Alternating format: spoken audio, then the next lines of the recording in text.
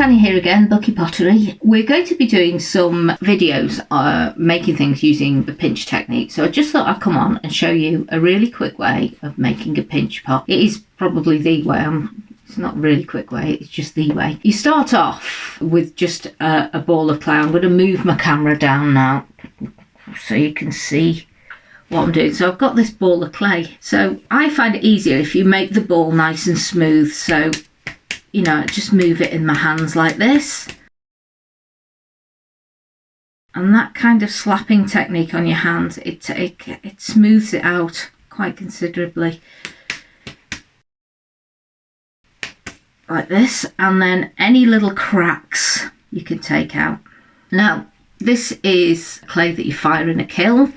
It's ES130 and it's this putty colour now, but it fires white, so it takes colour really well. It's a really good clay. It fires from low fire right up to a mid-range, so it's got a really wide firing range, so I find it really good for what we do.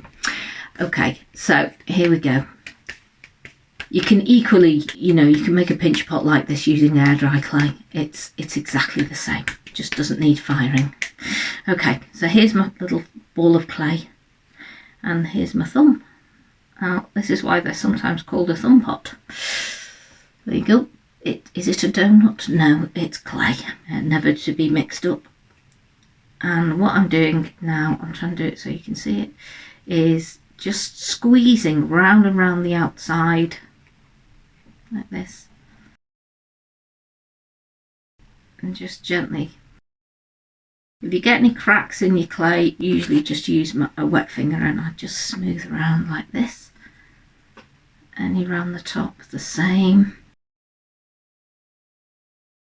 It's one of those really, if your clay's too dry it cracks, if it's too wet it's too floppy. So I'm just going into the base of the pot now, and I don't know that there's a science to this, I'm just feeling for thicker bits and I'm just using really gentle squeezy movements to make my pot.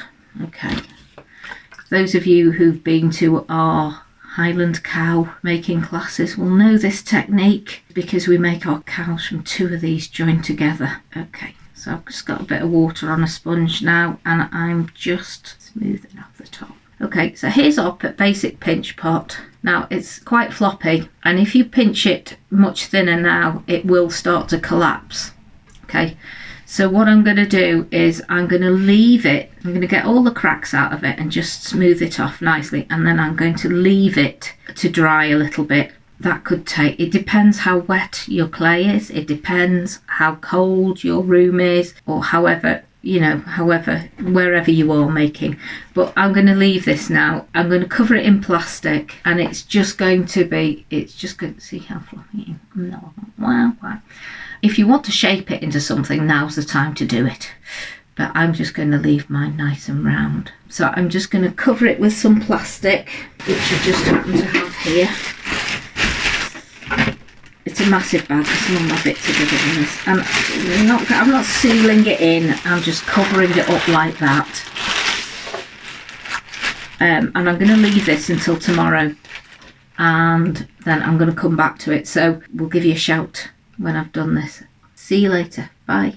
Hi, here I am again with part 2 of our quick pinch pot workshop. So here we go. So I've had this pinch pot in plastic for a little while overnight, and it's now quite firm. It was quite wibbly wobbly before, but it's much firmer now. So what we're going to do is we're going to paddle the outside to make it nice and smooth, and I'm just going to use the back of a sponge for this. Remember, we've used this before. And you can do this and be as precise as you would like with it. Actually, when I make pinch pots, I don't like to make it too perfect. I quite like seeing where my fingers have pressed into the clay. I think it just gives it a lovely charm, but the choice is yours. So here we go. So there we are. You see? It's quite nice. And then we're going to smooth the inside as well. Okay, now I'm going to use a rib for this, a small rib. So I'm just going to smooth around the inside. Now, if you haven't got a rib to do this with, you can just use a piece of sponge. And also, you know those dish sponges with one rough side and one smooth side? They're brilliant, because if you've got any stubborn, sticky up bits, you can go over them with the rough side of the sponge and then go over it with the smooth side, and it's amazing what it does. If you're using your pottery tools, you can use a serrated rib for stubborn bits and just go around with that and then smooth it out. Okay, so I'm going to do a mixture of the two. So I've got a little bit of sponge here, and I'm just going to go around the inside now quickly, and it's not got much water on it. We don't really want to get it soaking wet, because even just working the clay as we are now, it will warm up and become more malleable again, and we don't want it to go too floppy. So this little pinch pot could become a little cactus pot, a little pin dish. If you're firing high enough, you could even make a little cup out of it, or a little kind of olive bowl, or you can make a series of them and join them together, and that would make quite a nice table centre. So there it is, all smoothed out. Now, the rim of our pot is quite uneven. Can you see them? You see what I mean? So I'm going to look for the bits that are a bit high. And I've got one of these tools which are brilliant for this job. I'm just going to smooth around, and even just that bit of water's loosened the clay up enough to make this a bit difficult, but we'll give it a go. And we're just going to go around here until it's fairly, so if we've got a high bit here. If you haven't got one of those, you can just use your knife, a sharp knife, to just gently go over it, but it's easier if you have got one of these. And it's not going to be perfect, but you know, it'll be better than it was. Right, I'll get the bits out of the bottom, smooth away there. Okay, so imagine that we've done everything perfectly, and what you can do is go around the edge and just make sure you've got the right thickness all the way around. And then I'm just going to go around the edge a little bit to tape, so it's not kind of like a flat edge. And bear in mind this is loosened up again now, so you would maybe want to stop and leave it a few hours again.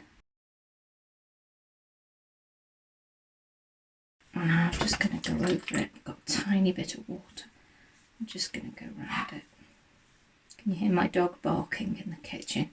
That's because I'm in here. If I wasn't in here, not taking any notice of her, she'd be quiet as a mouse, curled up on her bed, fast asleep. But that's not the case. She just waits for me to come in here and starts. So here's our lovely little pot now. And, you know, probably needs a bit more of a tidy up, if truth be told, but you get the gist. Okay, so just 1 second, I'll clear my rubbish out. These little bits of clay that you've just taken off, you can collect those all together and you can use them to make your slip with. So nothing goes to waste. And then you just need to spend as much time as you like smoothing out your pot until it's just the way you want it. You should still be able to pinch it in a little bit where it's a bit thicker. Now, this little pot here, we can put feet on it, we can do whatever we want with it, but this is your starting point. Okay, and it makes quite a nice little pot. There's the underneath again. You know, if you want to put a little ring foot on it, you can do. Anything you like.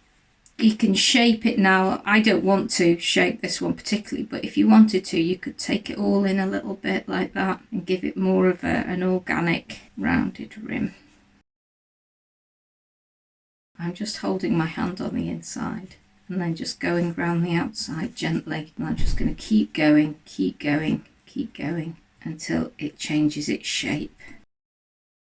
For you to take your time with and practice with. Every potter makes things and they don't work, and I think it doesn't really matter whether you've been doing this 5 years, 1 year, 20 minutes or whatever.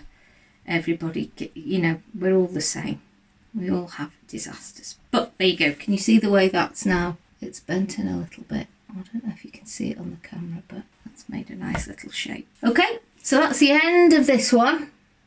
And we'll see you again for the next one. Take care. Bye-bye. you.